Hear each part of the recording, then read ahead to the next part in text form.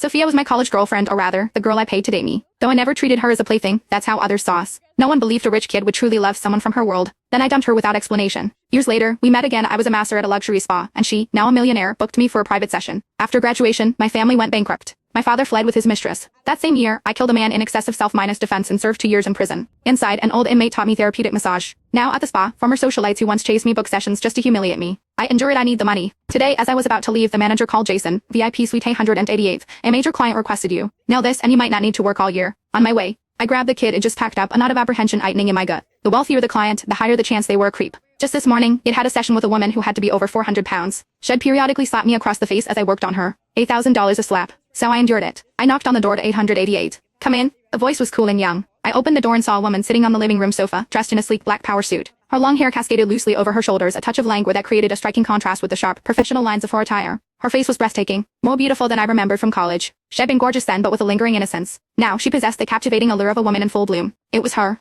Sophia, the girl I had kept in college. Back then, her world had fallen apart. Her father, a construction worker, had been seriously injured on a job site, but the contractor skipped town without paying a cent. Faced with suffocating medical bills, she'd considered dropping out of school. Her mother, however, insisted she stay, saying it would be a waste for the family apparatus to quit. So her underachieving younger brother dropped out instead and got a job at a bar. One night, some thug's girlfriend looked at him a little too long, and the thug and his friends broke her brother's legs. The shock sent her mother into a spiral, and she was hospitalized with a severe illness. Suddenly, the weight of her entire family landed on Sophia's shoulders. It was a burden so heavy that a young college student saw only one way out: selling her body. The campus rumor mill painted me as a playboy with deep pockets. I had in fact tried to flirt with her once, but she'd turned me down. I left her alone after that. I was more talk than action, a smart-minded ass who liked to flirt but never pushed it. But then, she found me. In front of a crowd of people, she announced she would be my girlfriend on one condition: I had to lend her $500,000. I agreed to the loan but told her she didn't have to be my girlfriend. I wasn't the kind of guy who took advantage of someone's desperation. But the day I transferred the money, she showed up at my door. I was living in a sprawling penthouse that bought off Minus campus. It was raining, and the downpour had soaked her white blouse, making it cling to her. I wanted to look, but I didn't have the nerve. I let her in, found her some dry clothes, and we sat in silence. She was the one who finally broke it. Jason, until I pay back that $500,000, I'm yours. When the debt is clear, you can give me my freedom back. I wanted to tell her it was unnecessary, that the money meant less to me than what it's been tipping some streamer in a week.